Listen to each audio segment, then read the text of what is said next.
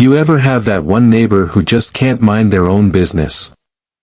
Well, imagine living in a quiet suburban neighborhood, where the biggest threat isn't crime, storms, or wild animals, it's your own HOA president. At first, everything seemed normal on Maplewood Lane. The lawns were trimmed, the houses were spotless, and the rules were strict but manageable. But then, a mysterious problem started happening. Every single week, without fail, I'd wake up to find my trash can tipped over, garbage spilling into the street like clockwork. I had no idea who was doing it, but I was about to find out in the most unbelievable way. At first, I tried to brush it off. I told myself it had to be something simple, maybe raccoons, maybe a stray dog, maybe even just a gust of wind. But the more it happened, the less sense it made. Every Tuesday morning, like clockwork, my trash can was the only one on the entire street tipped over. Everyone else's stayed perfectly upright, lined up in a neat little row like soldiers on inspection day. Mine, though, always lying on its side, garbage spilling out like someone had planned it. One morning, I walked outside before sunrise and noticed something I hadn't seen before: faint scuff marks scratched across the pavement, leading from my driveway straight out toward the street.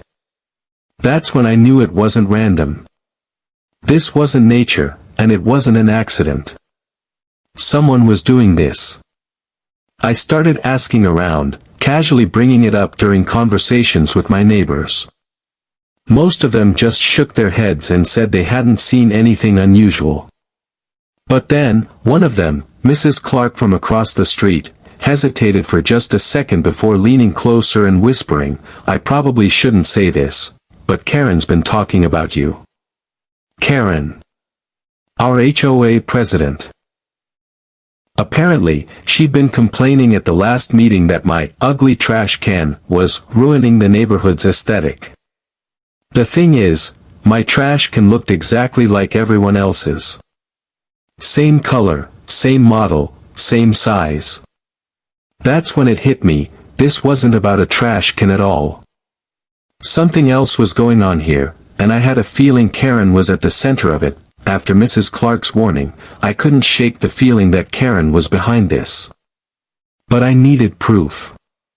If I confronted her without evidence, she'd twist the story, maybe even fine me for harassment under some obscure HOA rule. That's when I decided to set a trap. The following Monday night, I rolled my trash can to the curb as usual, but this time, I installed a small motion-activated camera on my mailbox, angled perfectly toward the driveway. I also sprinkled a thin layer of flour around the base of the can, a little trick I learned from an old true crime documentary. If anyone touched it, they'd leave footprints. I barely slept that night. Every creak of the house made me sit up and listen, waiting for the sound of plastic scraping across the pavement. Then, at 3:14 a.m., my phone buzzed, motion detected. My heart was pounding as I opened the live feed. At first, I couldn't believe what I was seeing. A figure, crouched low, creeping up to my trash can like a burglar. The security light caught her face for half a second, and there was no mistake, it was Karen. She grabbed the can, yanked it into the street, and shoved it over like she'd done it 100 times before. But that wasn't the strangest part. After tipping it, she stepped back, pulled out her phone, and started taking pictures. It wasn't vandalism for fun, she was collecting evidence. Evidence for what? I didn't know yet. But now, I had my proof, and I wasn't planning to stay quiet. The next morning, I walked outside like nothing had happened, coffee in hand, acting casual. Karen was already out front, chatting with another neighbor, pretending to be the perfect, friendly HOA president. I waved at her, forcing a smile, but inside, I was replaying the footage over and over. I wanted to march right up and confront her, but I had a better plan. At 10 a.m., I emailed the HOA board with the video attached, Subject line, ongoing harassment, proof attached. I didn't say much, just let the footage speak for itself. Within an hour, my phone started buzzing with calls from other board members.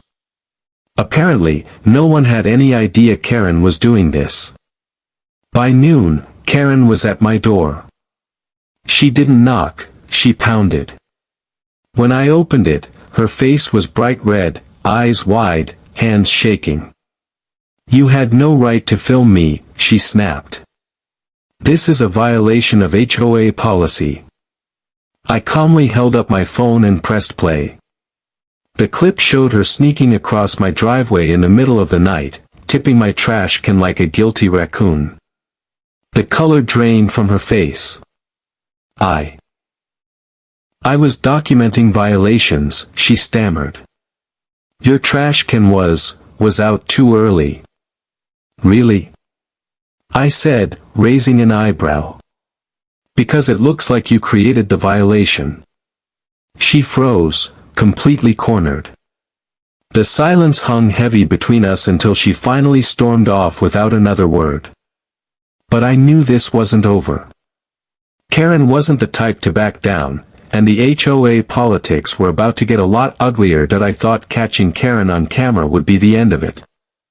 I figured she'd back down, maybe even apologize, and the neighborhood could finally go back to normal. But with Karen, nothing is ever that simple. 2 days later, the HOA sent out an emergency meeting notice to every homeowner. The subject line: trash can violations and neighborhood standards. I showed up expecting an apology, maybe even a vote to remove her from the board. Instead, Karen walked in like nothing had happened, smiling, waving, acting as if she still had control of the room. The meeting was chaos. Karen accused me of publicly humiliating her, claiming my camera footage was an invasion of privacy. I calmly pulled up the HOA bylaws on my phone and read aloud the section about homeowners' rights to record their own property. The room went silent. That's when another neighbor stood up, Mrs. Clark, and said, "Funny thing, Karen. My trash can's been tipped over too, and I just installed cameras." Heads turned. Murmurs spread. Suddenly, 3 other neighbors admitted the same thing. One by one, the pieces fell into place. Karen had been targeting anyone who disagreed with her HOA policies, staging fake violations, so she could find them and make herself look like she was cleaning up the neighborhood. The board voted to suspend her immediately, pending an investigation. She stormed out, slamming the door so hard the blinds rattled. Since then, things have been quieter. But every time I take my trash out, I glance over my shoulder, half expecting Karen to come creeping back. If you've ever faced an HOA nightmare, let us know your story in the comments, and don't forget to subscribe for more shocking HOA case files. And that's how one sneaky HOA president's scheme finally unraveled. Karen thought she could control the entire neighborhood, but one hidden camera exposed everything. The funny thing is, cases like this aren't as rare as you'd think. HOAs all over the country have stories just like this: secret agendas, power struggles, and neighbors who'll go to shocking lengths to get their way. If this can happen on a quiet street like mine, it can happen anywhere. Have you ever dealt with an HOA nightmare or a Karen in your neighborhood? Share your story in the comments, I'd love to hear it. And if you want more unbelievable HOA case files, don't forget to like, subscribe, and turn on notifications so you don't miss what's coming next.